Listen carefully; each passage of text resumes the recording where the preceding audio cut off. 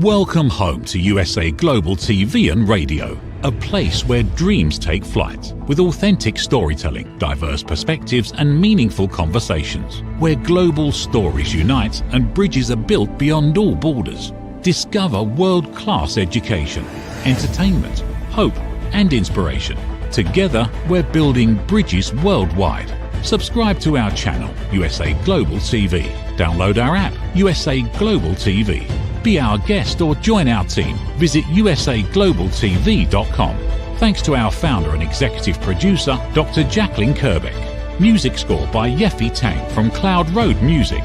Voiceover artist Mike Porter. Creative direction by Paul Garcia. USA Global TV and Radio. Your home for global connection. All rights reserved. This video and its contents are the exclusive property of USA Global TV and Radio. Unauthorized use, duplication or redistribution in any form is strictly prohibited.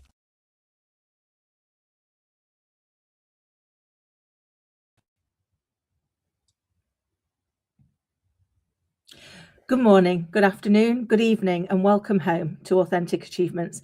And can I start by saying Happy New Year? I can't believe that another year is here. But whenever we get to this point, I think it gives us an opportunity to really reflect. And as we talked about in the last show, reflecting on the year that's gone and what we're grateful for, what we've learned, what we'd like to do differently, and then starting the year off with intention. And that's kind of what we're going to chat about today. We are yet again winging it slightly, as our guest unfortunately was unable to join us. But hopefully you'll stay with me and we can talk about some of the things that we've learned in the last few years about intention over intensity and how to lead, live and grow on purpose. I don't know if this resonates with anybody, but I remember always trying harder, thinking I'd got to work faster, do more, be busy, and didn't get anywhere. You know, I was very busy. I was filling all my time. I was overachieving in some elements, but I wasn't really getting where I wanted to go. And I felt stuck and behind a lot of the time. And it's really hard when you're in that place to work out what to do next. What I did, which is what a lot of people do, is I just did more. But more of the same isn't going to get a different result. And it wasn't until I did something that felt really counterintuitive that things really started to shift for me. I slowed down. I paused. I took a real stock of what was going on for me, what was bringing me joy, what was taking away my joy. Where were the areas that actually, they didn't feel like work because they aligned with what I wanted to do. They aligned with my purpose. And once I'd done that, once I actually took that step back and really paused and gave some thought, and it felt really uncomfortable to start off with. I felt like, how on earth is this ever going to help? You know, I should be busy doing instead of busy thinking. But if we don't think about what it is that we want to do, if we've not got real clarity over what it is we're looking to achieve, then we're always going to feel stuck because our body doesn't know where it's going. And so it's grappling for what it thinks is the next step. And over the years, you know, I had a number of guests who've taught me some amazing things. And one of them that really hit me last year and really made sense, despite the fact I'd probably been told this numerous times before, was they invited me to reflect.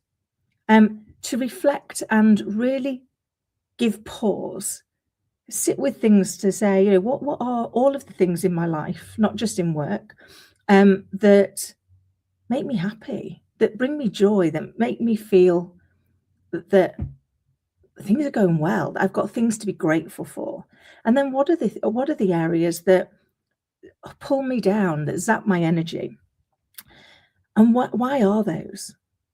And what do they have to do with my everyday life? Are they things that I'm carrying that are no longer for me? So they might have been things that I needed to have before, but they may no longer be part of my future. And it was a really interesting exercise. So sitting with those questions about what is it I really want to achieve, not what is it I think other people expect me to achieve. That for me was a really hard one. I was measuring my success on what I perceived other people measured success on. Did I earn as much as I used to? No. Did I have the same material things as I'd had before? No. But do I have things that are utterly priceless to me?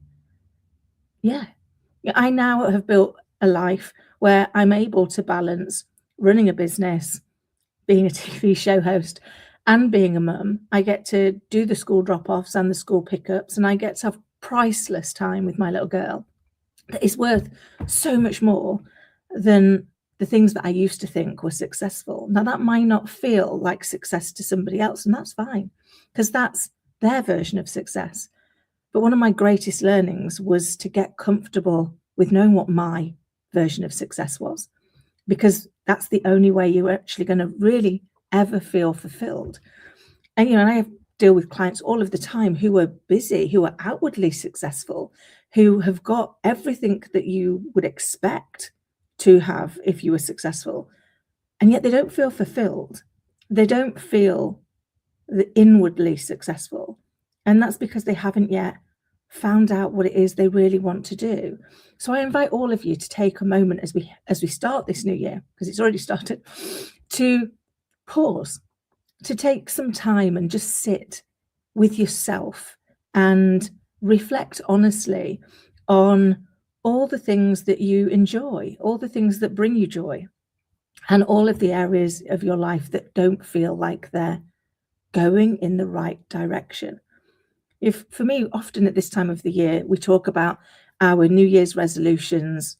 And I don't know if anybody out there is the same as me, but if I do a New Year resolution, then it normally lasts until, if I'm lucky, about March. And if I'm not lucky, then it doesn't last anywhere near that long. And thank you for the comment. I really appreciate it. I'm glad it's resonating.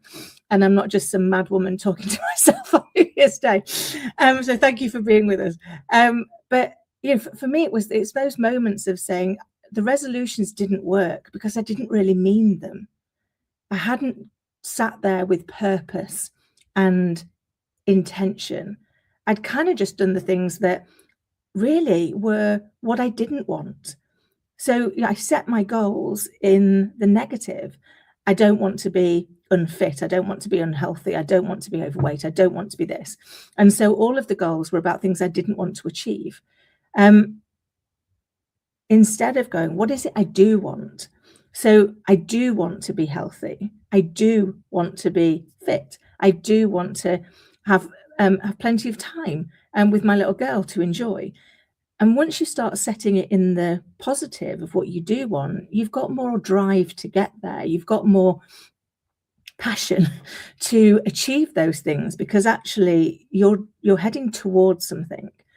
And I guess for me, one of my big lessons, I've shared this before on a different show, but one of my biggest career disasters was probably about 25 years ago. And I upped sticks and moved about 100 miles away from where I lived and where I worked and where all my friends were for this new job. And go big or go home. So I did. So I knew nobody, and I got there, and I hated every minute of it. It was the worst job I've ever had. Not because they weren't lovely people, not because it wouldn't have been a lovely job for somebody else, but it wasn't right for me.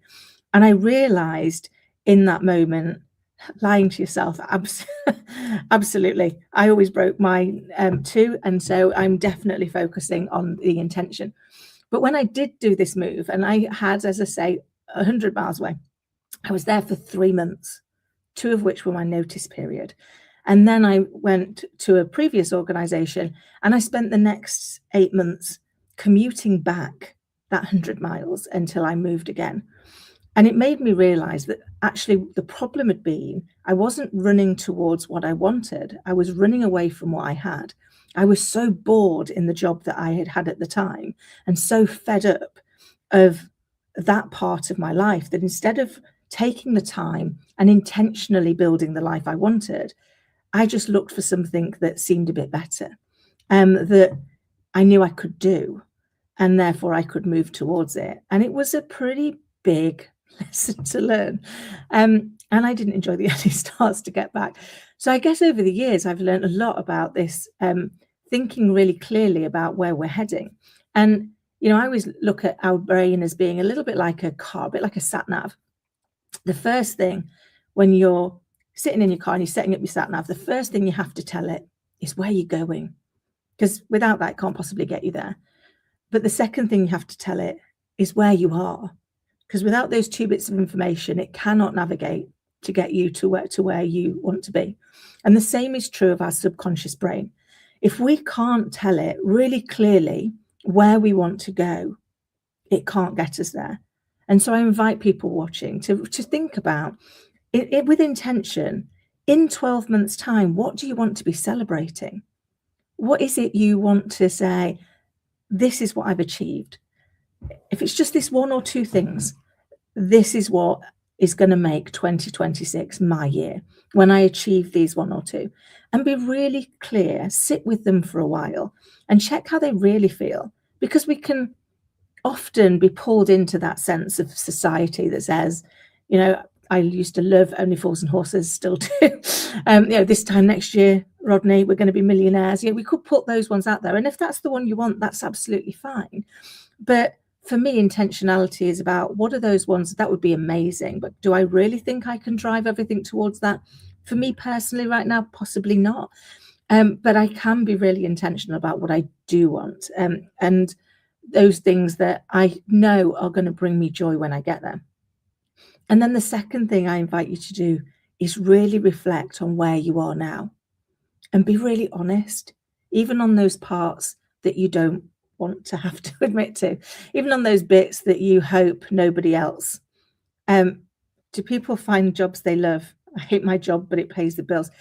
They do. And that is so true of so many. We can be in a job that we hate, but it pays the bills. And as a mum and a solopreneur, trust me, I understand the importance of paying the bills and having that security and knowing that you've got that peace of mind. I guess for me, it's those looking at what steps can you take? What is it about your job that you don't like? And what is it about your job you do? Because we can hate a job. I did with the one that I had. But I didn't hate all of it. I hated large elements of it. But when I really sat after I'd made the mistake and reflected on what were the things in it that I enjoyed, it helped me identify what the right next job for me was. And I've got a free ebook giveaway. If anybody is feeling stuck in their career, in how they set those, then please just drop your email in the comments or reach out to me at AuthenticAchievements.com, and I will happily share it with you, because sometimes it's just knowing the right questions to ask ourselves to enable us to really understand where it is we're heading and really understand where it is we are now. Because often we can think everything's wrong. Like we think, oh God, I hate this job and I'm really stuck. But when we dig underneath that and find the parts of it that we go, oh, actually, I quite like that bit and that bit. So they're the bits I need to find more of. And I don't like this bit and this bit. So for me, for example, things that bring me joy are people. So I know if I didn't have a job that had lots of people in it, I wouldn't be very happy, because I love talking to people. I love hearing their stories. I love understanding what's going on in their world. And so that's really important to me. But filing, not my bag, not very organized. I don't really like to be very structured or very or very organized and pushed into those elements. And so something that's got a lot of those elements to it is not going to be good for me either. So understanding some of those outliers allows you to pull it in and go, oh, okay, so I want less of that and more of this. And then recognize, that there are things that we don't enjoy, but we know we have to do. So I spent nearly 30 years in regulated financial services. So you have to be compliant. You have to follow the rules. You have to know where they are. So it might not be something that necessarily in everyday life would have been something that brought me joy, but I knew it needed to be done, and that was okay. That was something that I could achieve because I understood why it fit in with what I did want to do. And so I think sometimes it is just learning to reflect on the both sides of that helps us to really think about what it is we're spending our time doing. Because if life's taught us anything, it's that it's short. And I often will ask myself, in fact, I've got an hourglass on my desk, and every now and again I'll turn it over to be really intentional for that next hour and say, if this is the last hour I spent on earth, is this what I'd want to be spending it doing? Is this going to be something that I feel adds some value? And so I think that's why, for me, intention is more sustainable than resolution, because we're setting an intention about what we're going to do, where we're heading, what we're driving, versus what it is we are changing. So we're looking at it from that first start, really. And so I guess for me, as we've got that new year, we often will have that new year energy. We can feel hopeful and also heavy at the same time. We can feel a pressure to reinvent ourselves. And this is really an episode that's inviting you to pause and not to push, to ask yourself, what if this year isn't about becoming someone new, but about coming home to who you already are? To be able to look at where you want to be without worrying about what anybody else thinks about that. And that, in our current despair and compare society, is a courageous thing to do. And we look at the seemingly perfect lives of everybody on social media and the messy reality of our own life and find ourselves lacking. But the reality is there's mess in everybody's life. Into every life a little rain may fall. It's just not necessarily shown anywhere. And I think for me, one of my greatest breakthroughs was when I stopped sharing my goals and saying, actually, what is it that I want to be? Who is it I want to be? How is it I want to be? And kind of making that shift, because life does shift. It throws us in plot twists all over the place. But when you've got intention, it holds you steady through those plot twists. It allows you to find some ground to hold on to. As I often will say to my friends when things are going horrendously wrong, which often happens, that when I can't find peace in the messy storms of my mind that's telling me all the things I can't control, my intentions are the life raft I can cling to until I can find steadier ground that allows me to say, this is what I'm looking to do. This is where I'm looking to achieve. What can I see? What step can I take that moves me forward towards that allows me to make some progress, no matter how small. So for me, goals ask, what do I want to achieve? Whereas intention asks, how do I want to live whilst I'm doing it? So time is always against us. People don't know, they're always trying to beat the clock. It's so true. I mean, the things that we don't ever regret are the chances we took. The real regrets in life are the chances we didn't. The ones where we talked ourselves out of it and then we're left with the what if.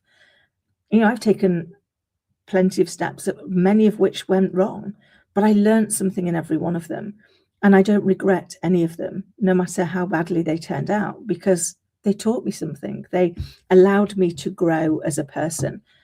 But that takes some courage sometimes to look for those.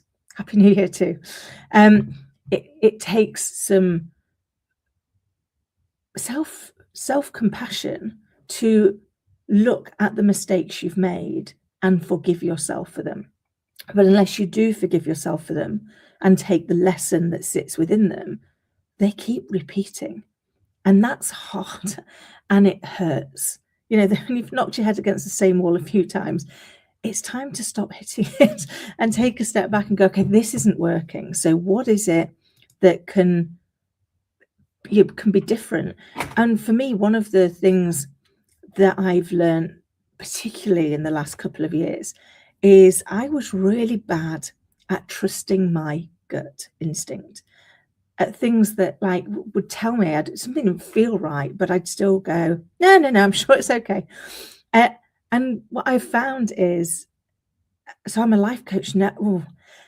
I wouldn't ever say I was a life coach, because to say I could coach somebody's whole life would feel a bit arrogant for me personally. I guess what I am is someone who's lived a lot of experiences, and what I actually do is coach leaders in how to be better leaders. But as a leader, I'm also a person who's lived through lots of different ups and downs. I've had numerous things, from life-threatening illnesses to divorces to miscarriages. Life throws us the odd plot twist. I think I've even had a hurricane at one point. And I guess it's just about what is it we learned? What is it that we have taken away from those situations that allow us to lead better? Because every single one of us is a leader, because we are all leading our own life. But we don't always know that. We don't always look at it from that angle that said, if I was genuinely leading my life, what would it look like? What would be the bits that I would put down? What would be the bits that I would want to do more of?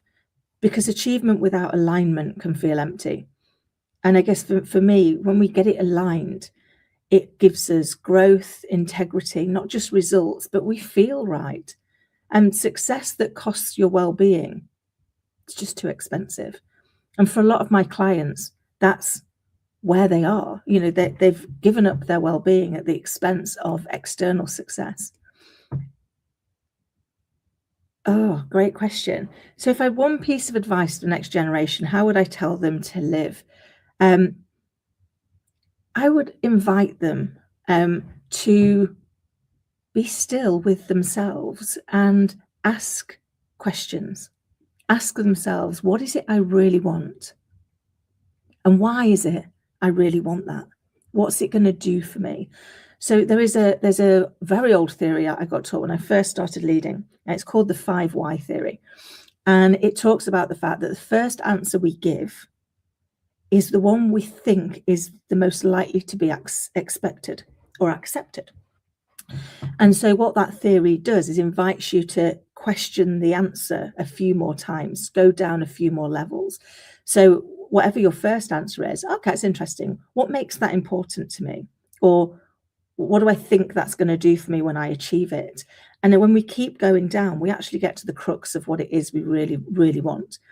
So I would invite anybody, the next generation, I say to my little girl all the time, she's 9, she's like, just take a moment and be still.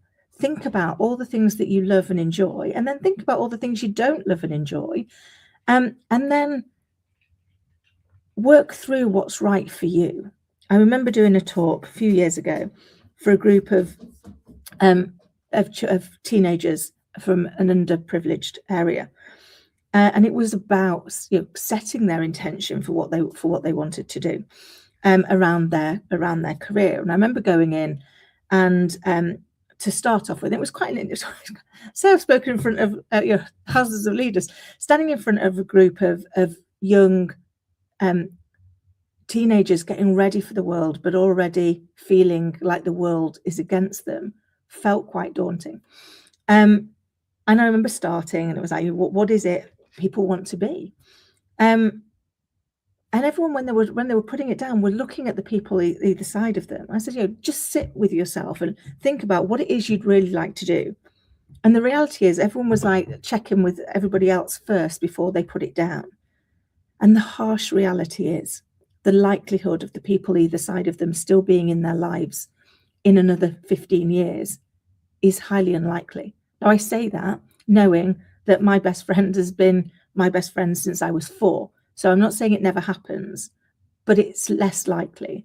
I have 1 or 2 friends from school that I still keep in regular touch with. So if I'd have built my life and my success around what I thought was acceptable to them, I would have missed a trick, because we've not ended up in the same areas. We've not ended up in the same space. And so what I would invite the next generation to do is go inward.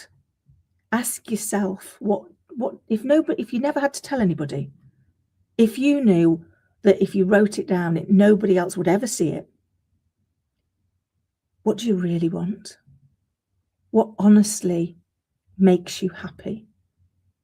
And it doesn't matter if that's different to anybody else's, but it matters that you know it. Because if not, you will spend a lot of years feeling a sense of lack, no matter what it is you achieve. And one of the reasons for the hourglass is I was actually reading Stephen Bartlett's book, Sexy Happy Millionaire. And he talks in that about when his first drive was to become the millionaire. And he'd got there and he achieved it, but he wasn't happy at that point. Yes, he didn't want for anything, but he wasn't happy, he wasn't fulfilled. And he realized that was because he hadn't been intentional about what he wanted to achieve. And that's why he has hourglasses all around his house and his office to remind him the importance and the power of intention. And I coach C-level executives and boards around the world, and I see the same thing all the time. The outward success, the strappings of success, and yet the inward turmoil that they don't feel fulfilled, that their sense of self has got lost somewhere along the way. And how do you journey back to that? So I guess for me, that would be my invitation to anybody watching, whatever stage of your career you're at, is take a moment of pause and ask yourself the questions. For any one of you that's a leader, we know the questions we're going to ask our people, but how often do we really ask them of ourselves? And the other thing that a piece of advice I would like to give my younger self is to lean into curiosity. I was brought up on the term that curiosity killed the cat. So best not be curious, that's childish. And yet the actual saying is curiosity killed the cat and satisfaction brought it back. So curiosity kills the version of ourselves that we are, but the satisfaction we get from what we learn by being curious helps us grow into the next version of ourselves. And so for me, it's the number one skill that I think if we play around with that more, I've seen it even in young children. I remember a few years ago, my little girl was using her imagination to come up with something and what could be next, what might happen. And her little friend, who was a couple of years older, went, "Oh, you don't want to use your imagination. That's childish. You should have stopped that." And I was mortified because I was like, "Oh my goodness, you're not even 8 yet, and you've already think the imagination and curiosity are over and done with." But that little friend wants to be a golfer, and I said to him, "You do know that every single golf professional, every single person who is successful at anything, wins it in here before they win it out here. They imagine it." They are curious with themselves about what steps could they take, what things could they learn, who could they invite in that's going to help them to get better, to round off those edges. Because we often sit and we wait for this next big thing that's going to happen. And yet most success comes from the iteration, from the boring review, reevaluate and reflect, and the consistency of doing that, of looking at those elements and saying, instead of it being what big thing's going to come in and save, what small thing can I do that makes today better than yesterday? And if we do that every single day, our lives become transformed. But the challenge is we're often waiting for the perfect time or the perfect set of circumstances or sight of the whole staircase before we take the next step. And so this year, I would like to invite everybody watching to think about living a year of intention. What is your intention? What are you going to make 2026 stand for? What are you going to be celebrating with us this time next year? And most importantly, how is it going to feel? Because the more we can picture that, the more we can understand, the questions I ask myself, it's so true. Fear is the mind killer. And fear, as we've talked about before, fear is imagined. It hasn't happened yet. The thing that we are fearful of, we've had to imagine, we've had to think about it in our brain. The thing we're hopeful for also hasn't happened yet. We have to imagine it in our brain. The same brain. the same brain that imagines the thing we're fearful of imagines the thing we're hopeful for. So neither one is more credible or more likely. And yet we choose to believe that the thing we're fearful of is more credible and more likely. Why? It was imagined in the same brain. But just like we said earlier, with the car being a sat nav, if we are focusing on what we're fearful of, that's where we're driving the car. That's where we're putting the sat nav. And it's going to take us to the thing that we're fearful of. So we have to catch ourselves in that moment and say, actually, what is it I do want? Because I don't want to live in fear. I don't want things to go wrong. So instead of thinking about that, I'm going to invite myself to think about what I do want, where I do want to head, what I do want to set as my intention. And for me and for many of the people that I work with, and for all of the people I work with, it's been a game changer of taking those moments of pause, of saying, actually, when things get tough, instead of doing more, it's a time that your body's saying, stop, just think for a moment. You're right, a lot of people do think that way, and people do wait around for something that's going to be the calling, that's going to be the difference. But sadly, very often that doesn't come, because we have to take positive action for us to get where it is we want to go. You know, I was brought up on you just put your head down and you do a good job, and the rest will fall. And it's not true, because unless you can set that, you know, I did work hard. I did put my head down. You know, I was very lucky. I had a really good career, but I had a really good career because I set an intention about what I wanted to achieve.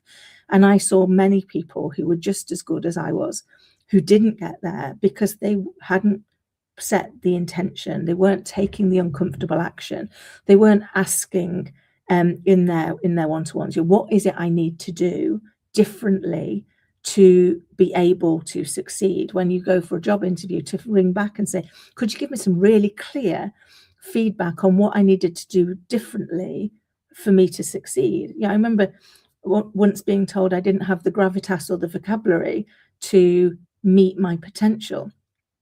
Wasn't the nicest feedback I've ever heard, but it allowed me to do something about it. I could be upset and just do nothing and go, well, that's the vocabulary I've got. That's where life brought me. Or I could read some books and watch some courses and develop a better vocabulary. I could work on my gravitas and how I showed up in the world, how I held myself. And once I did both of those, things changed. So I guess for me, one of the things that I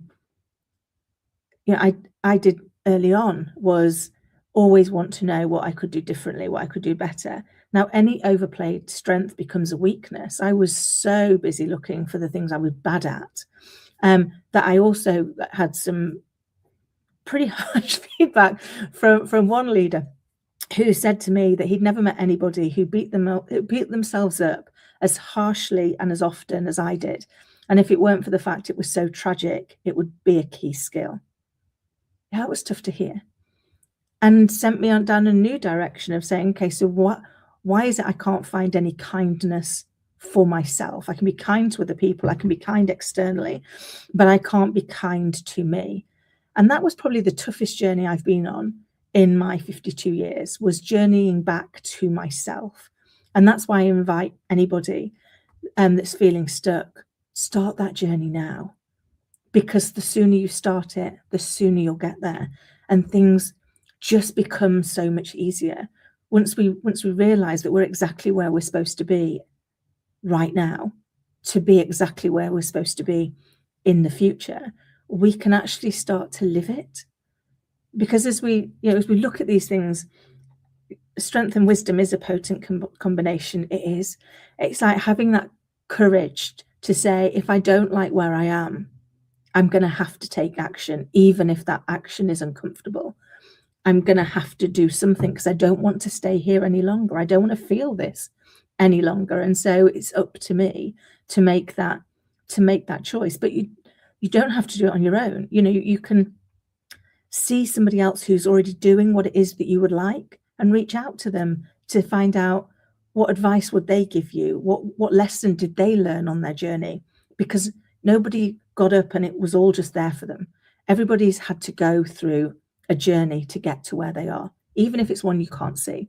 And most people are really happy to help, to share a piece of advice that might give you a different perspective, or listen to podcasts, or read books, anything that just allows you to get some different perspectives on where you are currently and where you want to go.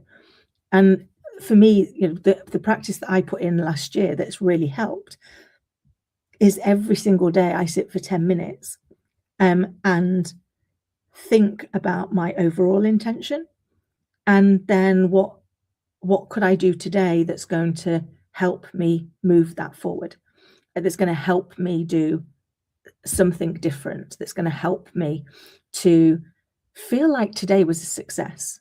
And every single night, my little girl and I, we celebrate the things that we're grateful for. It might be the people that we met that day. It might be an experience that we had. It might be we had a lovely meal. It can be anything. But when we start celebrating the little wins, we have more things to celebrate. And I was really bad at that. I would wait until there was something really big to celebrate, or save that bottle for something really special. And 10 years later, you've still got it.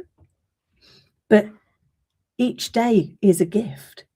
Our future isn't promised, and our past no longer needs us. That's why today is called the present, because it's the gift we have that we should enjoy. And so I guess for me, as I round into the end of the show, and also into the start of 2026, I invite everybody watching to take that time to pause, to reflect, to think about what it is that you're really wanting to achieve, what you really want to be celebrating next year in all aspects of your life, whether that's in your career, whether that's in your relationships, whether that's in your friendships, whether that's in your hobbies. Thank you. It's knowing what all of those are. And I never used to do it for all elements. And that for me personally was a mistake, because when I had done it, I was very intentional on what I wanted for my career.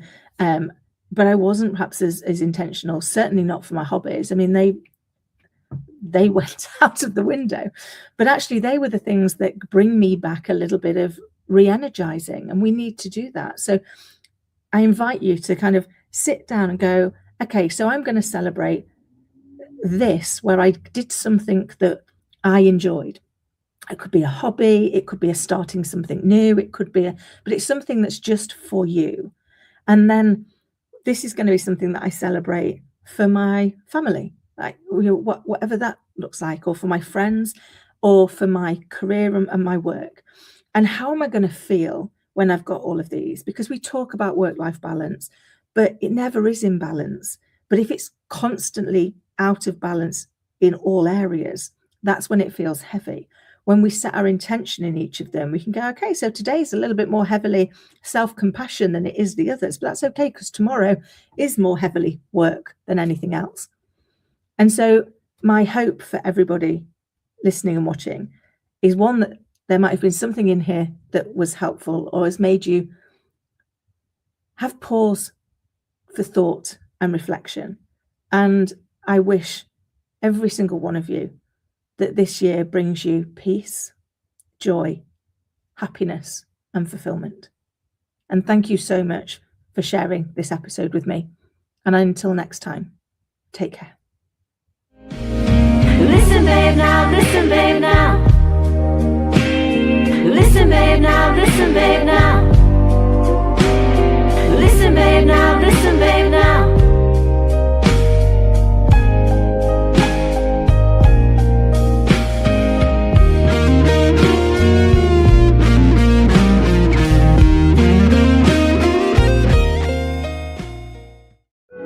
In a noisy world, true connection begins with listening. Elevated listening transforms every conversation in just 5 simple steps. Pause and breathe. Set your intention. Listen with curiosity, reflect back, agree on one next step. Join the Listening Mentor on Let's Finally Talk with Dr. Jacqueline Kerbeck, the Listening Mentor, where we help you find inner peace, one conversation at a time. Streaming every day, Let's Finally Talk TV show with Dr. Jacqueline Kerbeck, only here on USA, Global TV and Radio. Subscribe to our YouTube channels to watch and engage with all our content.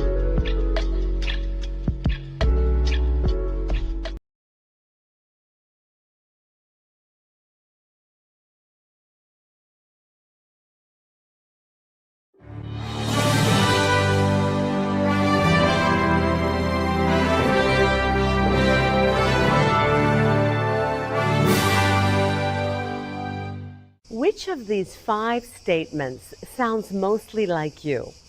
1. I often wake up in the middle of the night worrying about my future. 2. I'm angry or resentful towards a specific person. 3.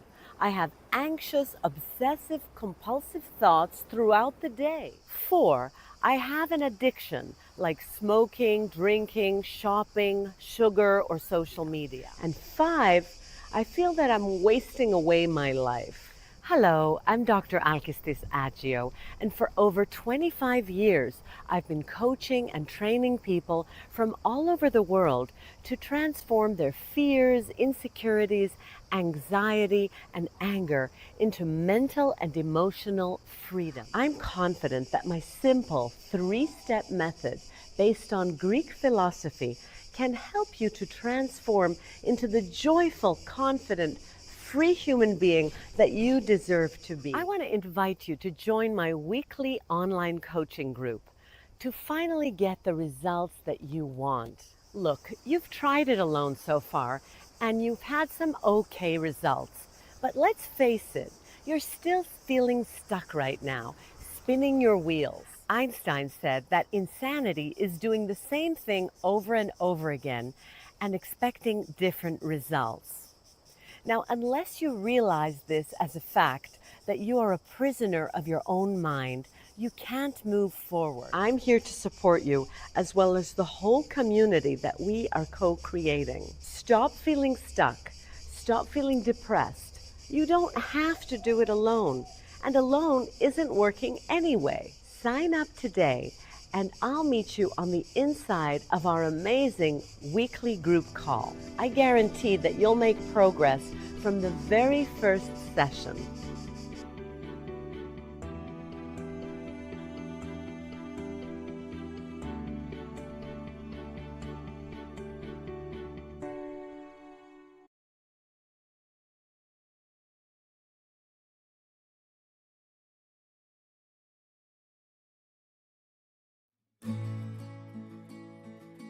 Nestled in the heart of the Blue Ridge Mountains, the Horseshoe Farm has always been more than a destination. It's a living, breathing reflection of community, connection, and transformation. Once a humble family farmstead, it has evolved over the years to become a sanctuary for travelers, seekers, families, and friends alike.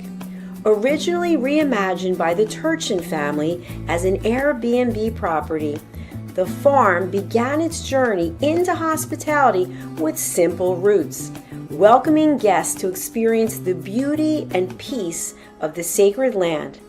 As word spread and the vision deepened, the property organically blossomed into a boutique resort, rooted in the values of slow living, intentional experiences, and the magic of gathering.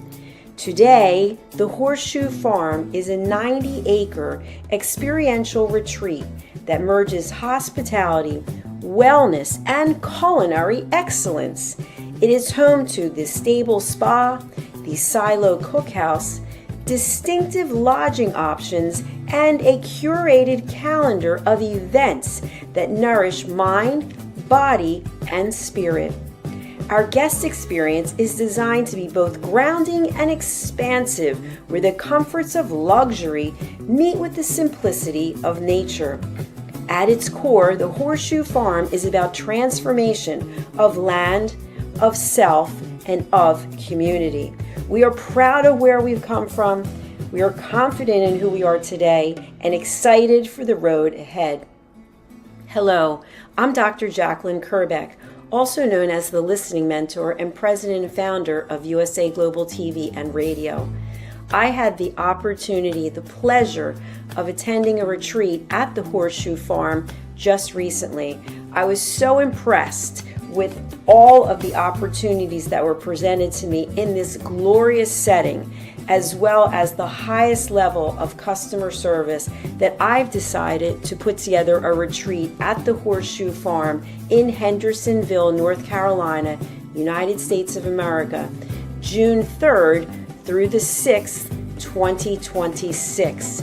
You can expect to have a beautiful time of relaxation combined with learning, community, collaboration. Do consider joining me in this wonderful opportunity to reconnect with yourself, with others, and with nature. For more information, email me at drjacqueline@usaglobaltv.com.